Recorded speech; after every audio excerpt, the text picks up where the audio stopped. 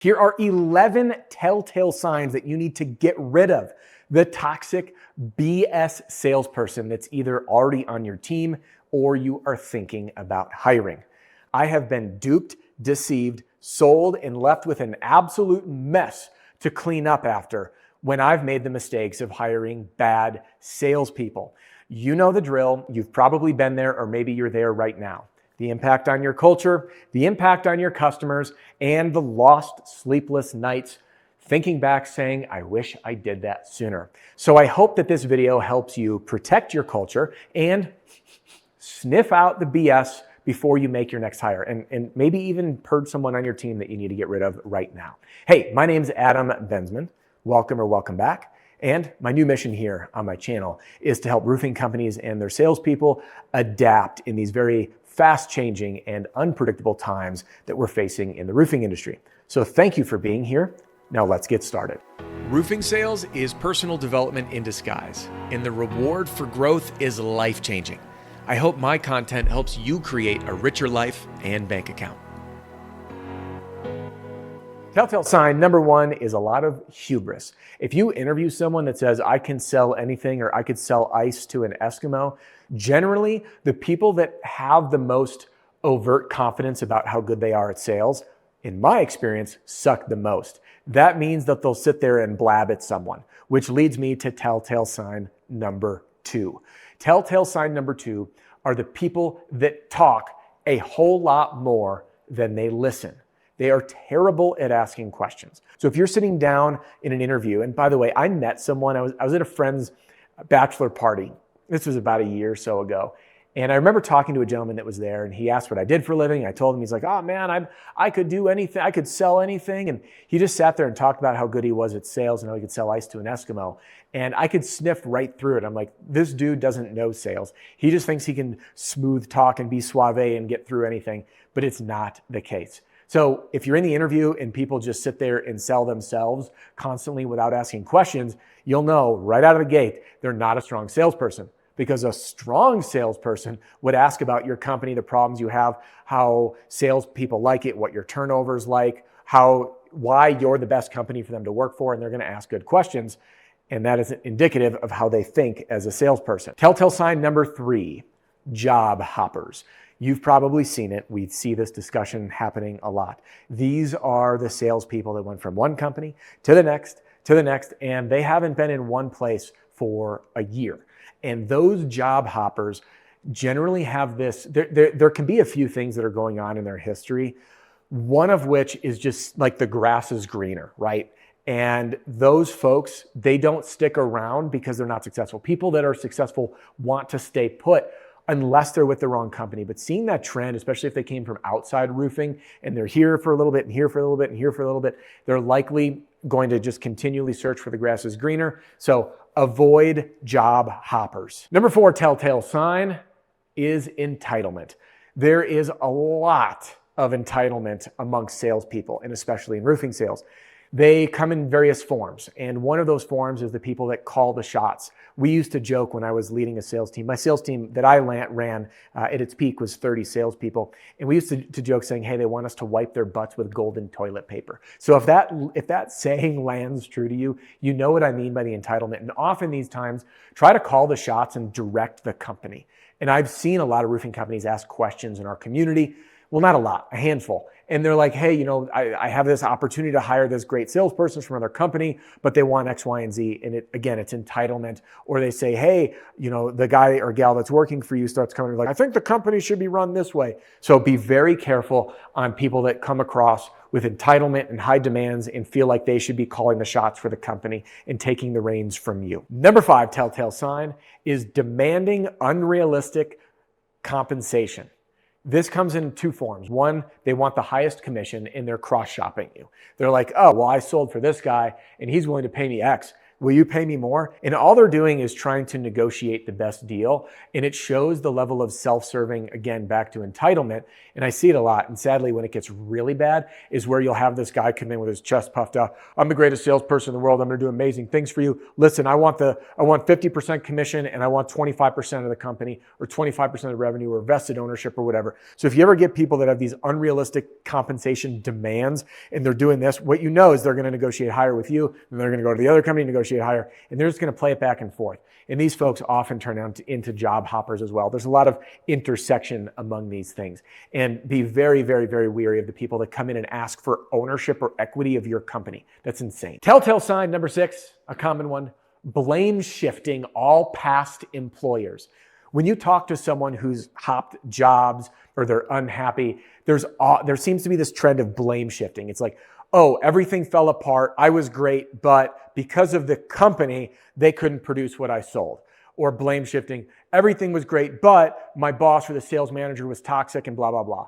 The blame shifting to the owner. It was great, but the owner was never in the office and he was just out on his boat. And everything, when you talk about their past, there's nothing positive, and all it is blame shifting, no accountability, and they never talk about their own faults, their areas of improvement. So if you hear blame shifting paired with job hopper activity in the past, run for the hills. Number 7 telltale sign is tuning out of meetings. When you have sales meetings or continuing education or training opportunities, the telltale sign for the know-it-all is the arms crossed, tuning out, or maybe they're buried in Facebook. They're there, but they're not really there. And it gets worse when they just don't show up and they're just like, well, I don't need to be there. So if they're tuned out, again, this is a very, very telltale sign that it's toxic for the culture. It sets the expectation that you don't need to be there, and it sets the expectation that you don't need to be engaged. When I ran a training, this was years ago, I don't offer one-on-one trainings anymore because all of my energy is poured into my community, RSRA.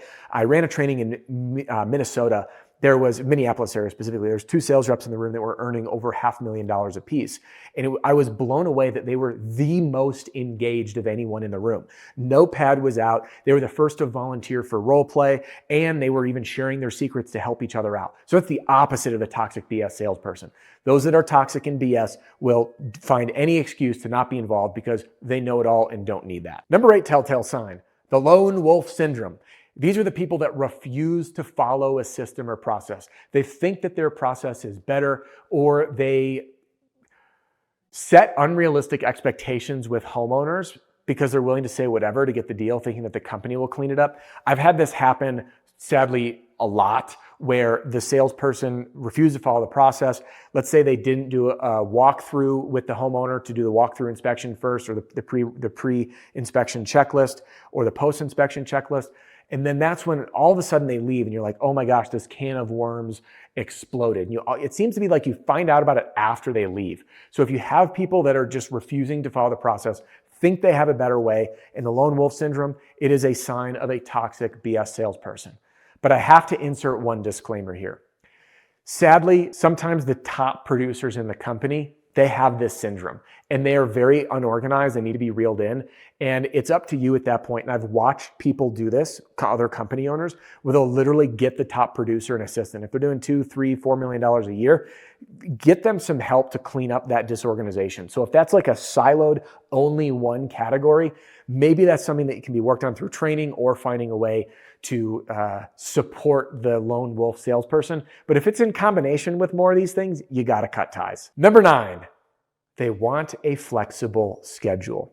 I don't know what it is, but it seems to me, in my experience, the toxic BS salespeople have these demands or desires to have a flexible schedule. And what it really means is that they don't want to work. They sell themselves as like the world's best salesperson, but the way that they deliver on that, well, they don't, and that's the problem. So there was a gentleman that I hired, this was years ago, when I was in my first position growing a sales team. I was a manager of our branch, and this guy came in, he sold for another company, and he's like, I did all this. By the way, looking back, I feel so stupid because it was like all the telltale signs, the blame shifting, the hubris, like he was like leaned back in his chair all cocky, talking about how much he sold. Anyway, he needed a flexible schedule. Like, of course we can do that.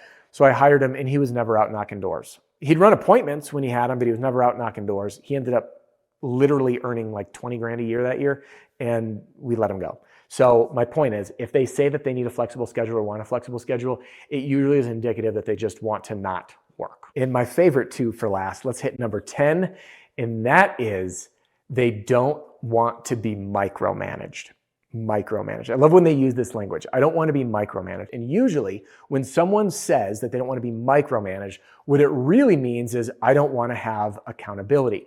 Anytime I've heard that, it's usually a squeaky wheel from one person. Now, if your entire company says you're micromanaging, then listen. But my guess, and I know very few, actually, I don't know if I can recall one roofing company owner that's been accused of micromanaging, because there's generally not that tight of systems and that tight of oversight in the roofing industry in general. So if someone says, I don't want to be micromanaged, and you have accountability checklists in place, that is a huge red flag that the real thing that they don't want to do is to have accountability. They just want to go do their own thing.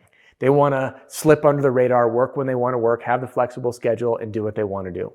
Run for the hills.